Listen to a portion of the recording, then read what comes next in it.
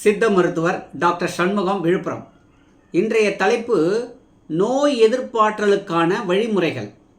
முதல்ல நாம் உண்ற உணவில் சித்த மருத்துவ முறையில் ஒரு முக்கியமான கோட்பாடு இருக்குது.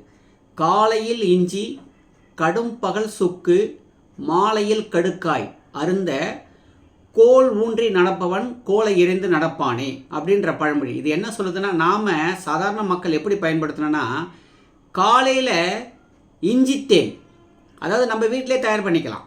அதாவது இஞ்சியை தோல் நீக்கிட்டு கட் பண்ணி தேனில் ஊற வச்சு குறைந்தபட்சம் 15 நாட்கள் ஊற வைத்தாவது, அதிகபட்சம் 1 மண்டலம் வரைக்கும் இந்த இஞ்சியை தேனில் ஊற வச்சு அந்த ஊறின இஞ்சியை காலையில் வெறும் வயிற்றில் 1 டீஸ்பூன் அளவுக்கு காலையிலும், மாலையில் ஒரு 4 மணிக்கு சுக்கு எப்படி எடுத்துக்கிறதுனா, சுக்குப்பால், சுக்குத்தூளை பாலில் போட்டு காய்ச்சி நாட்டு சர்க்கரை சேர்த்து சாப்பிட்றது.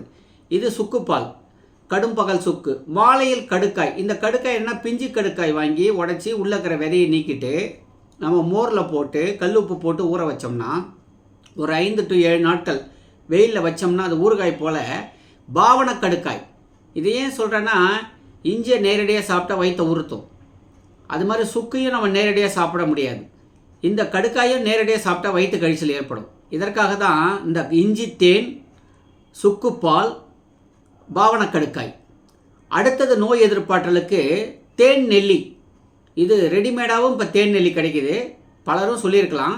முக்கியமாக வாரத்தில் 3 நாட்கள் தேன் நெல்லிக்காய், தோப்பு நெல்லிக்காய் 3 அளவுக்கு காலையில் வெறும் வயிற்றில் தேனில் ஊற வைத்துடலாம். நாம் தோப்பு நெல்லிக்காய் வாங்கி கூட தேனில் கட் பண்ணி போட்டு ஊற வைத்து ஒரு 15 நாட்கள் வெயிலில் வச்சு இந்த தேன் நெல்லிக்காயை பயன்படுத்தலாம். இது நோய் எதிர்ப்பாற்றல். அப்புறம் மிக எளிதான இன்னொரு வழிமுறையும் இருக்குது. நம்ம சாதாரண தயிர், இந்த தயிரில் வெல்லம், நமக்கு ஒரு குறைந்தபட்சம் 100 ml தயிர், அதில் 1 டீஸ்பூன் சாதாரண வெல்லம், இதை கலந்து சாப்பிடும்போது குடல்களில் நிறைய லாக்டோபேசிலஸ், நன்மை செய்கிற பாக்டீரியாக்கள் உருவாகி இந்த பெருங்குடல் பகுதியில் இருக்கிற நல்ல பாக்டீரியாக்கள் தான் நம்ம நோய் எதிர்ப்பாற்றலுக்கான முக்கிய வாய்ப்பளிக்கிறது. அதே போல் ரெடிமேடாக லெசின்னு ஒன்று கிடைக்கிது. லெசி கடைகள்லையும் கிடைக்கிது, நாமளும் தயார் பண்ணிக்கலாம். இந்த லெசியும் கூட பெருங்குடல் பகுதியில் நல்ல பாக்டீரியாக்களை உருவாக்கும். இந்த நல்ல பாக்டீரியாக்கள் தான் நோய் எதிர்ப்பாற்றலை உருவாக்கிறது. அடுத்தது யோகாட். இதுவும் தயிர் போலவே ரெடிமேடாக கிடைக்கிறதான். இந்த யோகாடோட நன்மைகள் பல. இதையும் வாரத்தில் 3 நாட்கள் நம்ம பயன்படுத்தி கொள்ளலாம்.